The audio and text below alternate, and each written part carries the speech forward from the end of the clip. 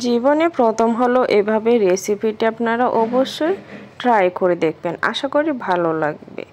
পাতাকপির তরকারি কিন্তু ভীষণ মজা। আমি প্রথমে পেস্টটাকে একটু তেল দিয়ে ভেজে নিয়েছি। এখন মরিচের গুঁড়ো, হলুদের গুঁড়ো, ধনিয়ার গুঁড়ো, জিরার গুঁড়ো এবং লবণ দিয়ে ভালোভাবে কষিয়ে নিচ্ছি এবং সাথে একটু পানি দিয়ে দিলাম, অল্প করে পানি দিয়ে দিচ্ছি যেন আমার মশলাটা ভালোভাবে কষিয়ে আসার পরে আমি দিয়ে দিচ্ছি এই যে পাতাকপিটাকে আমি ছোট করে স্লাইস করে কেটে আগেই ধুয়ে পরিষ্কার করে রেখে দিয়েছিলাম, সেটাকে আমি এভাবে করলাম। দেখতেই পারছেন যে আমি মোটামুটি বড় বড় সাইজ করে পাতাকপিটা কেটে রেখেছিলাম। সাথে দিয়ে দিচ্ছি কিছু মাছ আর দিয়ে দিচ্ছি দেশি ছোট আলু।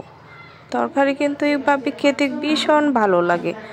পাতাকপি তরকারি আপনারা যদি কখনো এইভাবে আমার টিপসটি ফলো করে অবশ্যই রান্না করে খান, আশা করি আপনাদের সব সময় খেতে ইচ্ছে করবে। এই যে দেখেন আমি কিছু কাঁচামরিচ কুচি দিয়ে দিয়েছি, একটু ঢাকনা দিয়ে রেখে দিচ্ছি সিদ্ধ হওয়ার জন্য। এই যে আমি 10-15 মিনিট পরে আমি দেখেন ঢাকনিটাকে উঠিয়ে নিলাম। মোটামুটি কিন্তু তরকারিটা আমার মিডিয়াম হয়ে গেছে। আমি আরও রান্না করে নেব আস্তে আস্তে করে।